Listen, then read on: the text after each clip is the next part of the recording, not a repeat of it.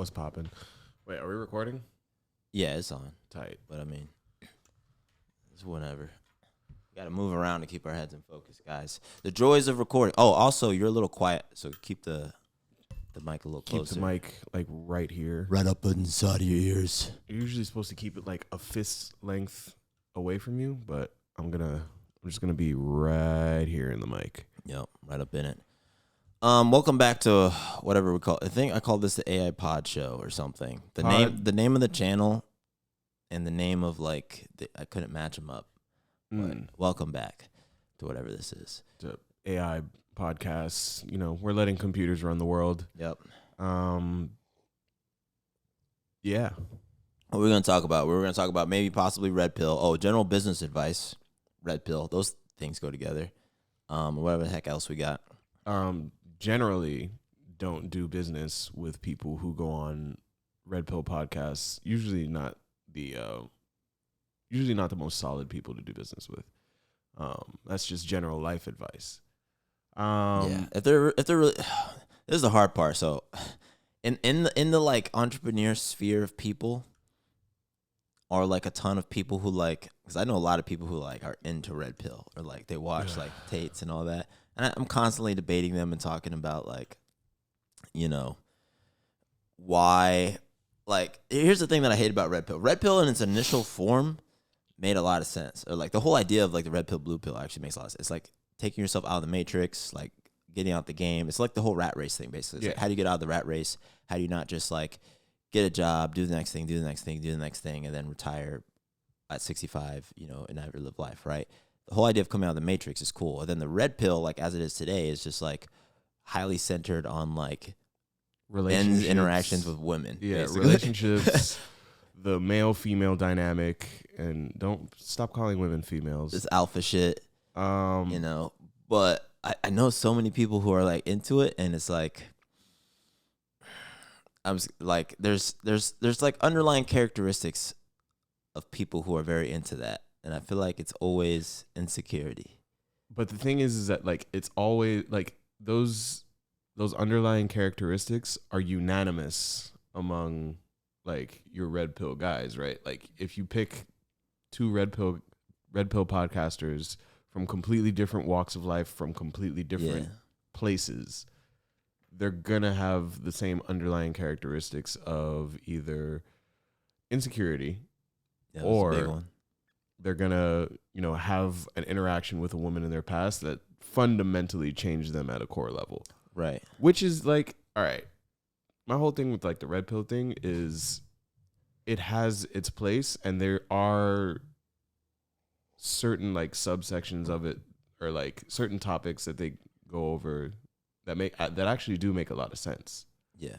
Which is like, I think a lot of it makes sense, which is why it's such a good trap for young men and why it's gotten so big. Because it's like, you should go to the gym. You should be accountable. You should try to realize your life's purpose. But then it's like, also you can get the baddest bitches and have as many of them as you want. And it's like, that wasn't the point. That's super counterintuitive to the whole like escaping the matrix part, which is like escape the matrix, but also go and chase after the woman in the red dress. You know what I mean? If you go watch The Matrix, or this makes sense. But yeah, I mean, that's like the perfect way to bring it back. It's like, to chase after the woman in the red dress, and it's like, which is a distraction. And then in that scene, doesn't he die in that scene? He gets distracted. He sees a woman in the red dress. Yeah. And then there's an agent with a gun. When he turns back around, there's just an agent there. Yeah. That's crazy. And then it's also hard because like I've done a lot of like mindset and purpose content, right? Which I believe in, right? I think that everybody should try to find their purpose.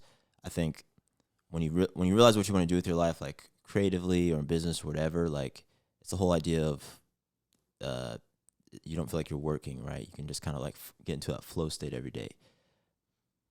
And money can come with that too, but it has nothing. I've never in any of my none of my content ever talked about like women or relationships or the interaction of like or how men should be. It's always how people should be. We talked a little bit about like how to be a man, but it's always just looking at like what you can do. It has nothing to do with like what the other sex is doing, which is such a big like component of red pill is like trying to either put women in their place or like this machoism thing, like trying to be like prove to people that you're a man, and it's just like I don't even think necessarily it's proving to people that they're a man. I think a lot of it comes from like trying to like prove women's fundamental ideologies wrong. Whereas like a lot of it comes from resentment, obviously, because like a lot of the red pill guys resent women for, you know, things that they see as manipulative, things that they see as, you know, like women. There are women out there that are like super just cash grabby and like they're just here to of course all this stuff abuse happens, and all that stuff is like, real. All that stuff but- is real, but unanimously casting that blanket over an entire group of people and then just being like, yo, like all women want the same thing and all women like no. And I liked what you said, which is like your advice is on how to be a better person, and that can go among anybody. Like it's not how to be a better man, how to be a better woman. It's just we should all just try and be better people. Which is super, super important because like the whole red pill, blue pill thing is the foundation of it is good in that it's like teaching young men how to try and be better for themselves. Yeah. But that you kind of lose how to be better for other people. And then when you do that, when you look at the people, like especially like, so on paper, right, it doesn't too crazy. But then when you look at the people in the space, like, you know, the Fresh and Fit guys, Royal Tomasi. I don't know if you've seen him, dude. Negative Ghost Rider, dude. Let me just pull up a photo of him. I'll put it on the screen for y'all. But this is like the founder of Red Pill, right? This guy that I'm about to pull up, he's kind of like he just reeks everything that we're talking about. Like, and now I just sound like I'm a hater, but I'm saying this like objectively. Like, he seems like women didn't like him, and he's just angry at the world. He came up with this ideology.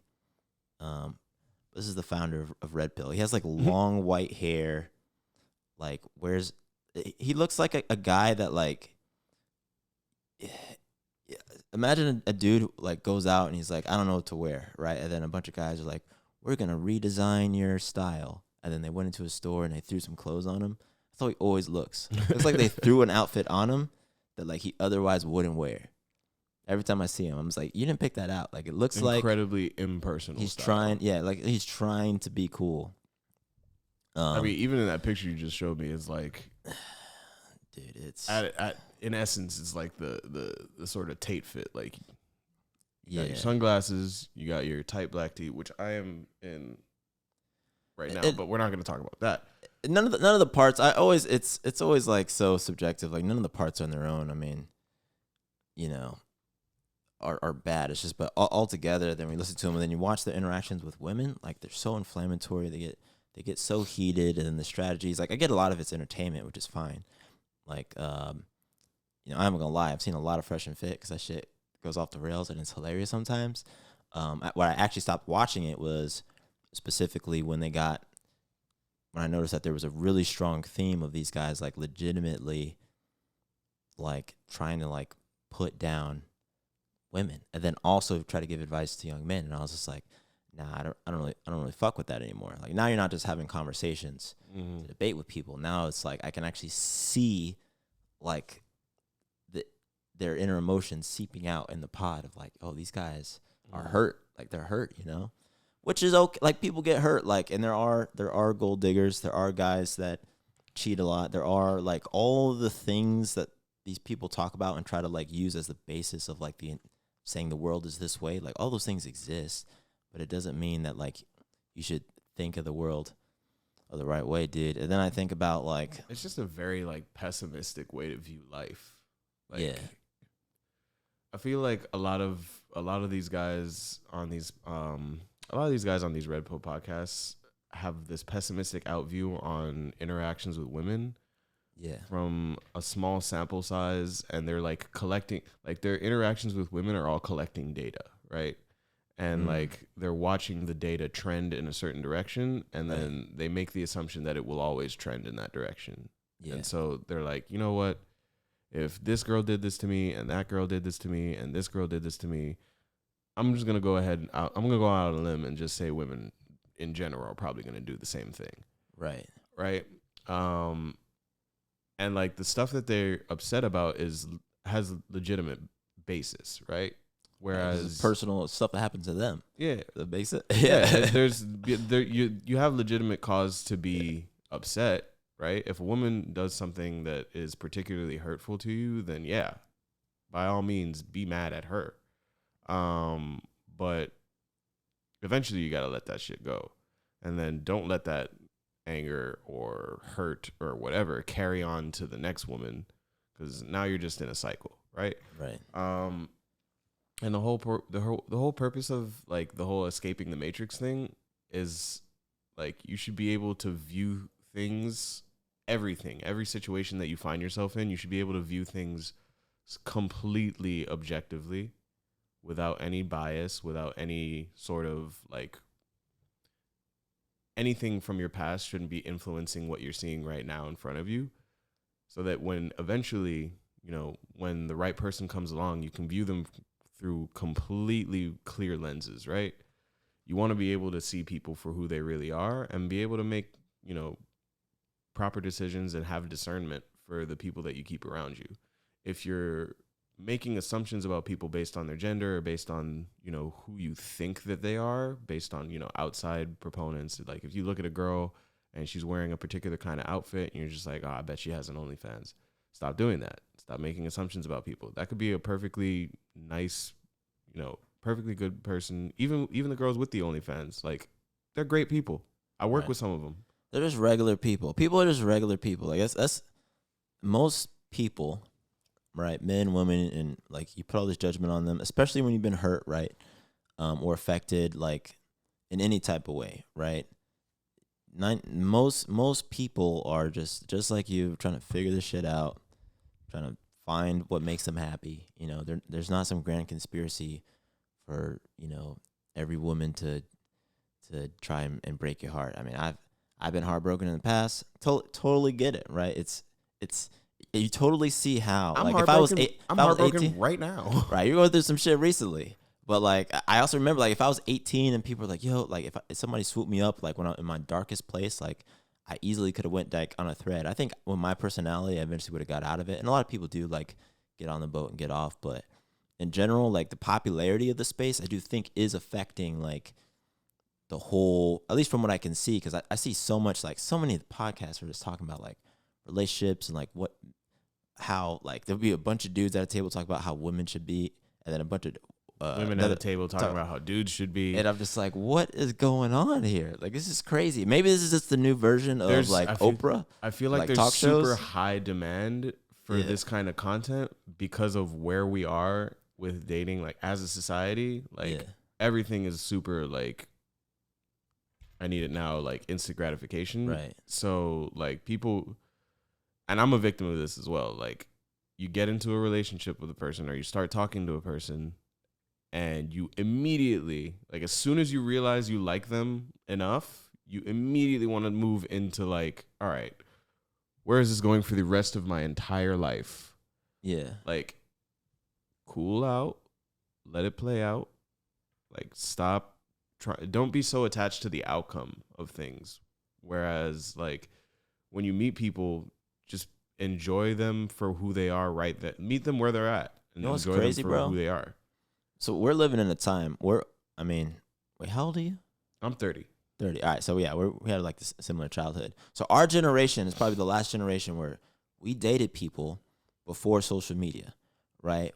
Even if it was just like the cute, like early high school stuff, which means, and my point here is that we dated people in a time where you could not just get inundated with millions of pieces of content and advice and opinions from people all over the world. You had to just like literally think for yourself, or like your friends would tell you something, like people in the hallway. So you had a network of maybe like 3 to 4 people influencing your opinion on everything, life, relationships, blah blah blah blah. I mean, there was still the general like,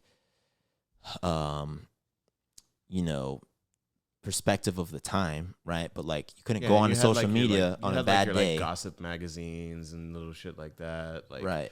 There's always gonna be media that like tries to push people to move their relationships in a particular direction, right? But like, you couldn't just get on like, say you had a bad day or fight with a girl, or like, you know, the girl I dated in college cheated on me, right? So was super down about it. Like if that was, well, social media existed now, but not in the form it was. Like Instagram was still early in the days, but like anybody in a dark moment now can just go online and just go into the rabbit hole for whatever they're feeling. Same with the other side, even good stuff too. So now it's like, oh, how do I, like, there's just so much external stimulus and like your perspective, and it's crazy now. It's crazy to think about, because like we were literally like the last generation to just like have our foundational years where we were forming our own, I say own, but we were forming our own opinion without social media. There was still media, like you said. There's still TV, like stuff like that, you know? Which is, I don't know, it's just crazy to think about. And it makes sense now why, especially like people who grew up watching YouTube instead of TV, where it's like all algorithm based.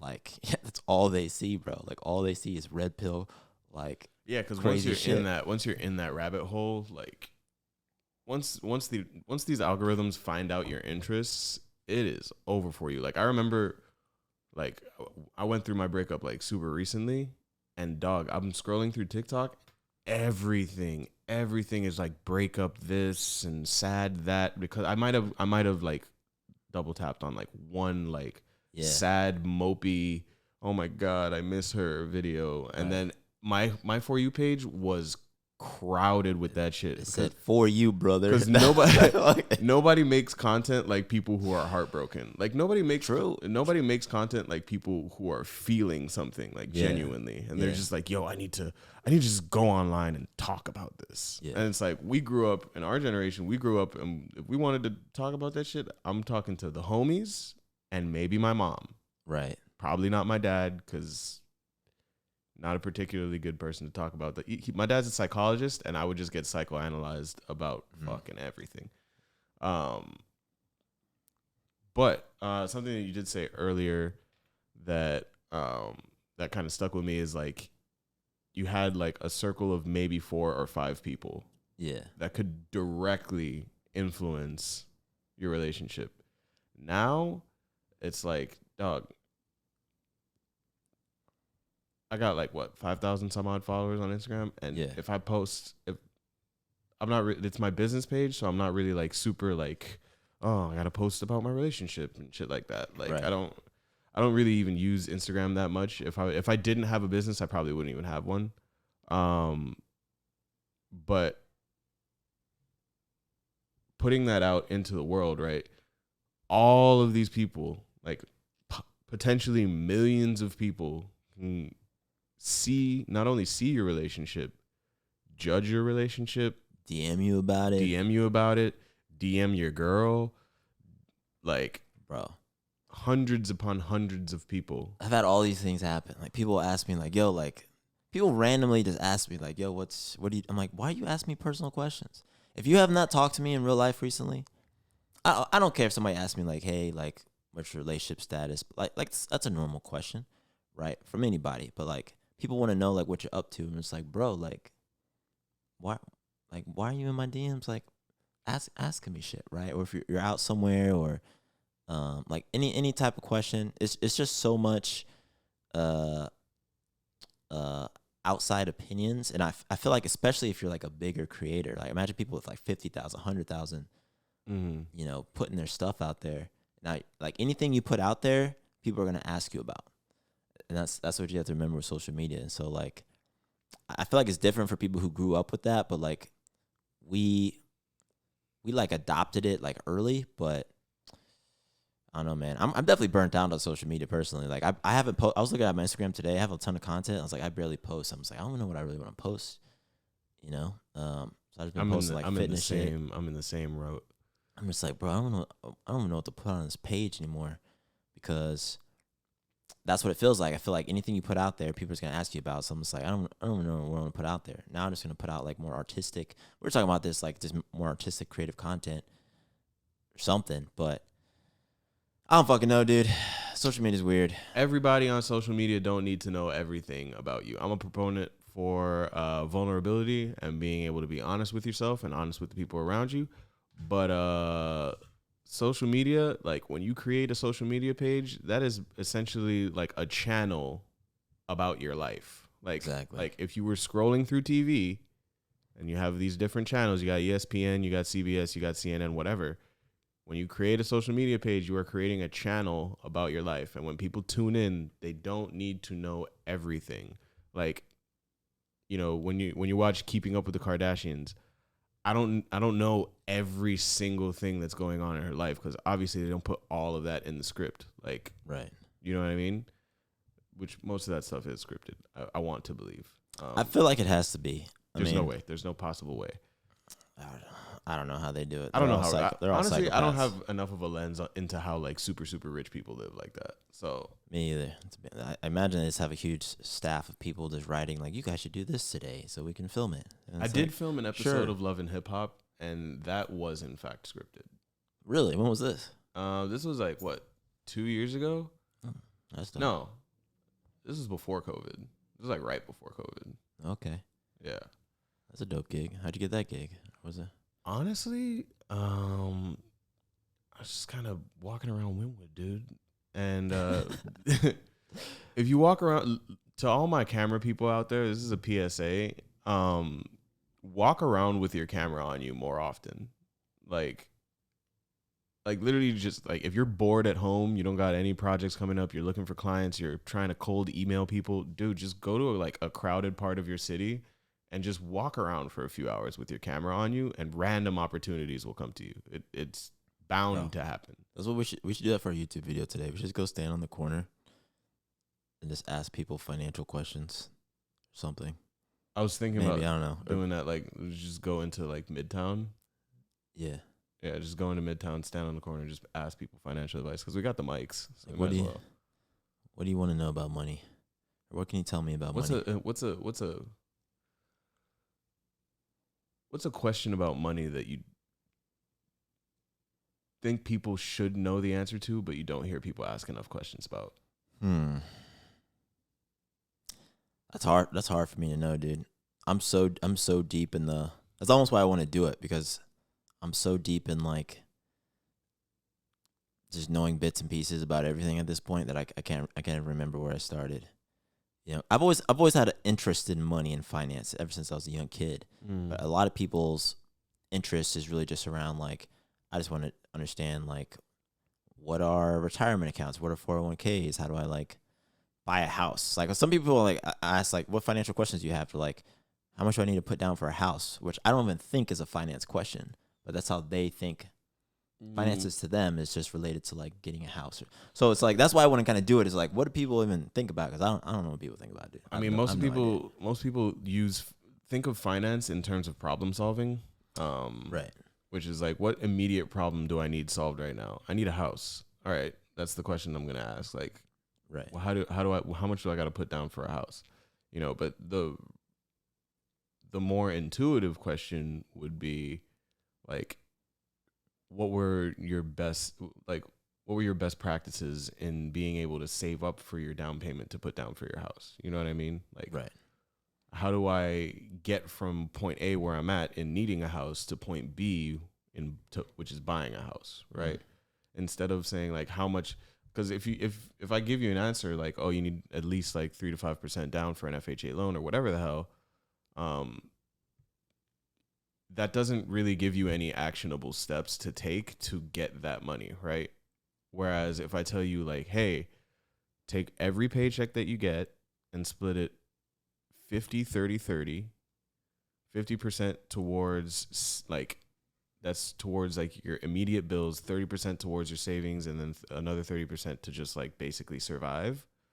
And if that last 30% is surplus, throw that into savings too. Or, I'm sorry, 40, 30, 30. My math is horrible. But yeah, 50, 30, 30. I Yeah, said this is 50. bad. I'm like, I'm like, what? I wasn't even thinking about it. I was I like, got yeah, to just I say got to 50 the end of that 30, thought, and I was man. like, did I just say 50, You know, 30, yeah, 30? tell him. Tell him. Yeah. Am I all right in the head? It's nah, but you're definitely right. I mean, it's most people think about money as solving some near-term problem or something like that. You know, obviously I'm trading and stuff like that.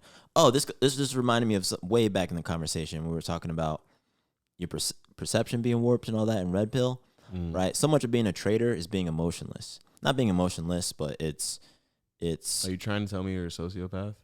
I might be, no, but it's being able to see the world through an objective lens, like process news. I talked about news, like processing news, and I apply this like all my interactions in life now. So like anytime people come to me with like hyper emotional information, let's call it that, right? They're super passionate about something. I'm always very cautious to take them at their word. I'm always like, okay, why do they feel this way? What are the facts? What drove, like, what is their bias that is resulting in them feeling this way about this thing, right? And it applies to everything, right? So like news, you read a headline and like, China's doing so and so, or you know, talking to a person and they're like, well, this person is doing this because of X, and I'm like, well, really, what you're saying is you think this person is doing this because of X, but the fact is that they've done this thing. We don't know why they've done it necessarily, right? So I'm always thinking about it, and that's how you become a good trader. That's why I do it. Is like you have to be able to see what is happening and separate that from your bias of why you think it's happening. And I think the really big problem with the red pill space today is that they're actually slapping those two things together. People, they see like here's how women are, and they're applying their bias about why women act a certain way. It's because of this. It's because they're all, you know, Western women, blah blah blah. You know, they're like applying. They're like trying to prove. They're trying to prove how they feel based off of the outcome. I like the new thing that they're doing. Though, what do they call it? Passport Bros. Oh yeah. I enjoy that sentiment. It's funny as hell. Which has always been a thing, and then the whole like because people think that's new. People think that's like. Dog, when we were growing up, was a mail order bride not a thing? Yeah, mail order brides from like China and Russia, I think, was like the big that's thing. always been a thing. Like, oh, I don't like the women that are around me right now. Instead of changing my surroundings and, you know, maybe going to a different city or whatever the case may be, I'm gonna go out of the country, meet a woman that has nothing in common with me whatsoever, try to form a relationship with her, just off of face value, and then bring her home with me to get married, like almost immediately. Like, right. And even that whole discussion is fueled purely in the idea that, like, there's so many. I can't even get the words. There's so many layers to it, right? Because on the one hand, you definitely have dudes. You 100% have dudes who like have no game or whatever, or like literally are ordering a bride. That's how it used to be. They used to like mail order bride. And then you got the passport bros who are just like kind of like red pillars. They're just like, you know, Western women suck, so I got to go and get like a girl from a different country. And then you have I think a large majority of passport bros, right, who probably have nothing to say about it, are people who are just like, I'm kind of just chill on America in general, and they just travel a lot, and they end up getting like in relationships with people wherever they're locally traveling, right? But they all kind of get lumped in together into like the dudes who get no play type of deal. But it's all fueled in that, you know, men hating women and women hating men conversation. And it's, I mean, the whole thing with like the conversation around like Western women, there are like statistical things that's based in, right? Where it's like statistically, like divorce is not really that much of a thing anywhere outside of like the Western world, right? Yeah. So divorce rates here are exponentially higher than they are anywhere else in the world. And, you know, a lot of people look at that and take that at face value and just have this pessimistic outlook on like, oh, all right, well, if 90% of divorces are initiated by women, and if this country has the highest divorce rate, then I'm just going to go find women in a place where their cultural values don't pushed into that. Don't allow divorce, basically. Yeah. Or they don't even think about it. Yeah. They don't even really think about divorce. Yeah. Like once you get married, it's like, oh, this is it. You know what I mean? So like there's it's a complicated issue, and there's legitimate basis for the argument that like, all right, what are we doing in Western culture that's like really allowing for the failure of the modern family? But also it takes two to tango, brother. That's what I'm saying. That's the right way to ask the question, is like, what is happening in our culture that causes such a high divorce rate?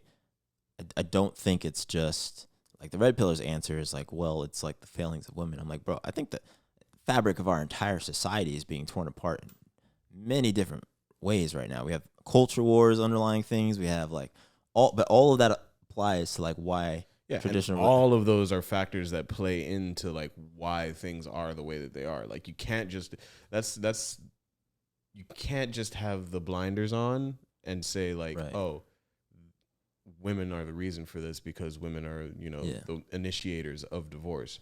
You gotta go a couple layers deeper and be like, all right, why are all these women initiating divorce? Is it because the men that they're getting married to are genuinely pieces of shit? Is it because our culture is allowing for, first of all, look at the laws, right? Where women are the primary beneficiaries of marriage, like in general, right? No cap. This turned into us actually having a red pill conversation so fucking fast. My god! I just heard myself talk and I was like, wait a fucking minute. This is why I'm saying red pill's so dangerous for young guys, though, is because there's like legitimate things that happen. Like so, like you're not wrong though. Like women generally benefit more from marriage and divorce financially, I would say, but that a lot of guys focus on that, and it's just like, well, why are men getting into relationships? They would say, why do women get into relationships that don't last? But why are men getting into relationships that don't last? Like, what are you doing in your marriage that causes it to end? Right? That's how like a self-accountable approach would be like, why are men marrying women that want to leave them later? Like, what is it that you're not doing or providing that creates that long-term relationship? Obviously, there's going to be divorces at some rate, right? But in general, like the rate's so high, it's like, well, what are men not doing? Obviously, women can like work on themselves, but it's just like from like if I was talking to men about what men can and should do, I would not be like, well, women, like you can't look at it at trying to change women because we're not women. We can only change ourselves. You know what I'm saying? I'll stop you right there. If I'm looking at how to tell men how to be men, my first two words aren't going to be well women. Like exactly. No, stop the conversation there. Right.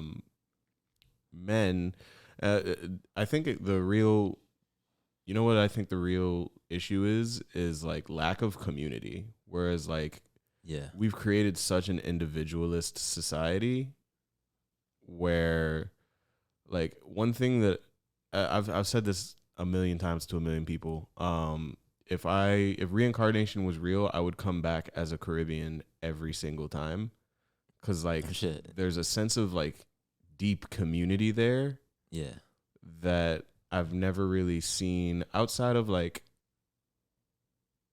the general like black community around certain issues, right? Like we form community around issues instead of forming community around just the basis of forming community, right? Just living. Yeah. Like live communally, which that can go off into like a whole like socialist conversation and like, but I think community is something that we like seriously lack. And that might be the answer to the whole problem. Because if you're in a marriage, right, and your wife goes to her girls, and her girls are all single, right, and the community that she's a part of outside of your marriage is a single community, then there's gonna be discourse there, right? You're always gonna be pulled to do things that the people you hang out with are doing and live their lifestyle. I mean, that's just, they say you're the average of the 5 people you hang out with. So it's like, yeah, if you hang out with 4 people who skydive, even if you hate skydiving, you're eventually going to jump out of a plane.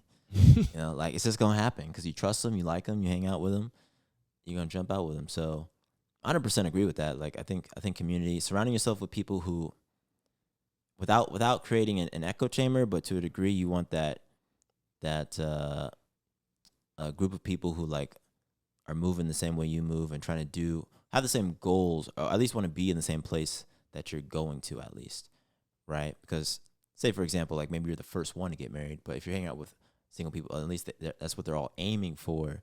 That makes sense. But there's like, yo, hot girl summer every summer. It's gonna be hard. That's right? a super important part, which is like, is it something that they're aiming for? I saw. Because then, like, if go back to that previous example, if the wife goes out to her friends, but all her friends want to be married, and she goes to her friends with the issues in her marriage, instead of telling her to leave, they're going to try and help her problem solve those issues. If their goal is marriage, and if they value the institution of marriage, their goal would be to see their friend's marriage continue, right? If their goal was never to be married in the first place, then they're gonna be like, girl, man, tell that boy bye, get out that marriage, come back to the streets. We missed you. Right. I saw a interview with some actor, I can't remember, but he's talking about like Snoop Dogg asked him to come out, somebody else asked him to come out, and he was like just like go clubbing or whatever, and he was just like, he's like, look, I like them, but I just can't, because he's like, I got the wife, I got the 2 kids, at home, and it's like I already know what they're up to, so it's just like it's the same thing. Like if you that's why I go back to this, like especially for like the high value men that red pillars like use as an example, you got to think about, are these people, one, are they entertainers or athletes, right? Because you can't use entertainers or athletes as examples for like the default hot man, unless you're going to be an entertainer and an athlete. But like their lifestyle and the social sphere that they operate in is completely different, because they're operating under the pretense that everybody knows who they are, right? You can be a high value person, whatever. You could be rich, whatever, and nobody knows who you are, right? But like so much of the people that they're using as an example are these people who operate under the pretense that everybody always knows who they are, that there's like an abundance, an insane amount of opportunity, right, of women. It's like, oh, yeah, it's like, well, what if you're not a famous basketball player?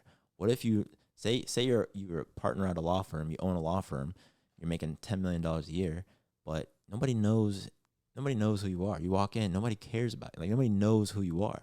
So they always assume that's just like, it's like that's not how life works. And so that's I can't remember what my initial thread was, but I just think like the examples that they set and like the stories that they tell about these like, quote unquote high value men, it's just like we're using the wrong examples to justify this bias based off of real world outcomes, right? So there are things that are happening in society, I think between men and women for sure, but then society as a whole, and people are looking for like the easy answer, which is women suck, instead of looking at like, hey, like, the middle class is shrinking. There's all these social pressures.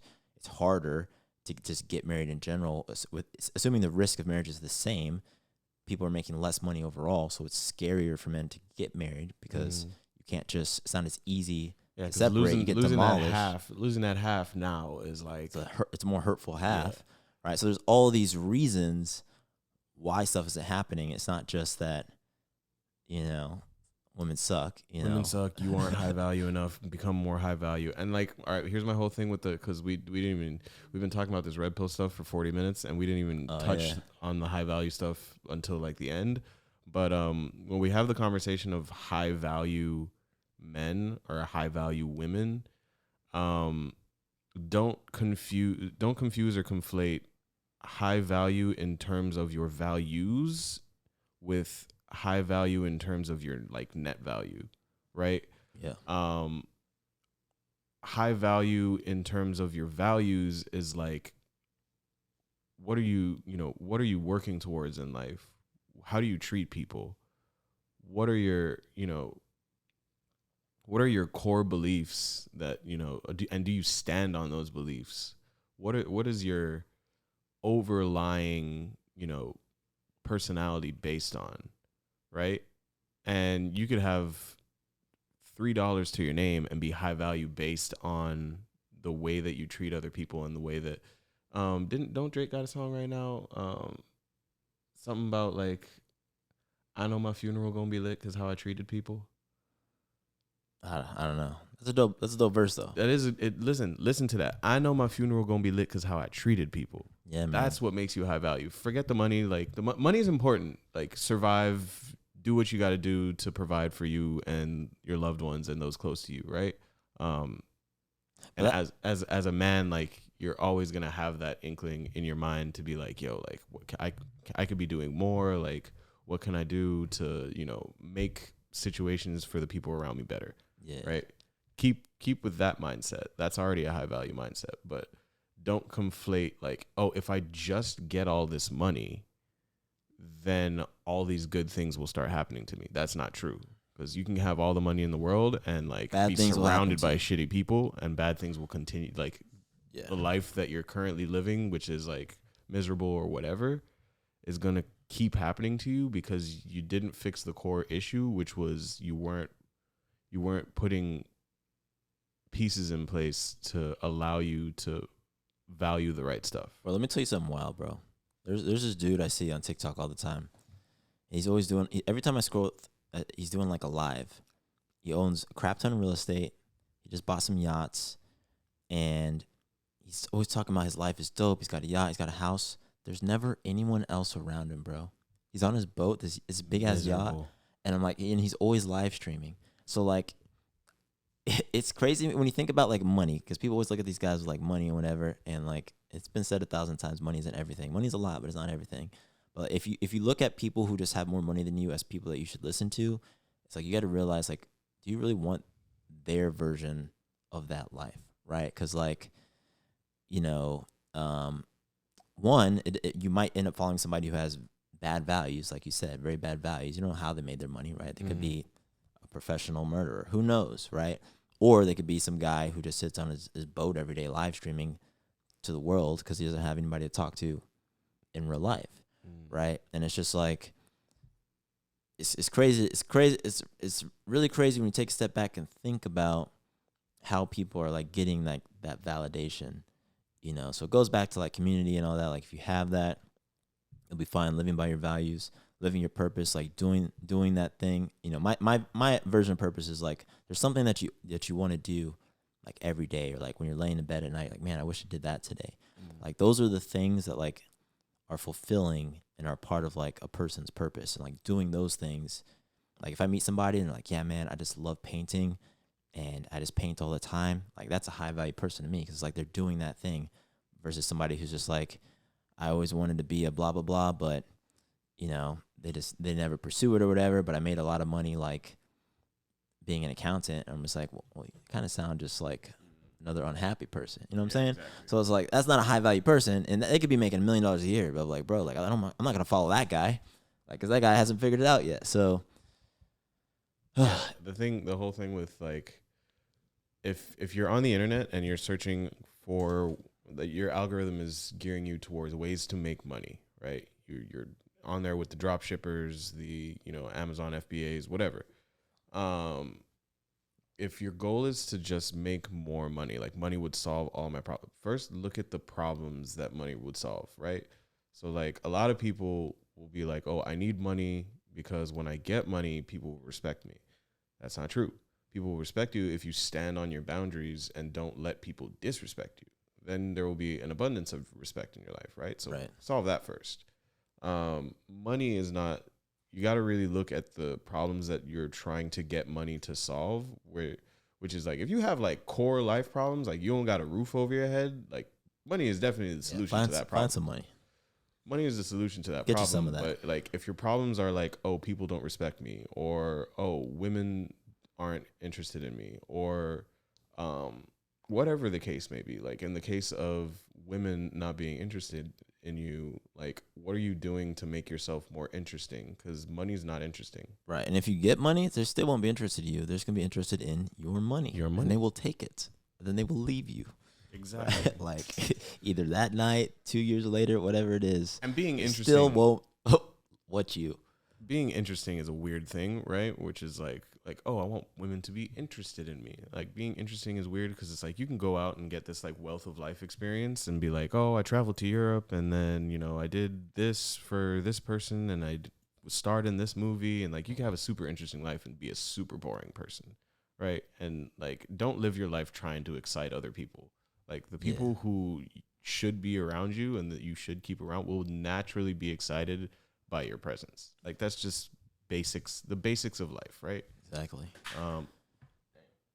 That's a good line. Well, we gotta wrap this up. It's been 45 minutes. Yeah, It's supposed to be a 15-minute, super 20-minute podcast, but we're long on this. Why don't we just turn this into like 4 separate episodes? there's gonna be a lot of shorts for this one. I mean, 30 seconds each. I guess I could do minutes. It'd be 46 of those. It's not too bad. It's a lot of content. Mhm. Anyways, guys, thanks for coming to this episode 3, I think, of the AI pod, where we talk about AI on the first episode. He's Forrest. I'm Jason. We'll put our ats up on the screen if you want to follow us individually. I'm way too far from the mic, but that is pretty much it for this episode, guys. Deuces. Peace.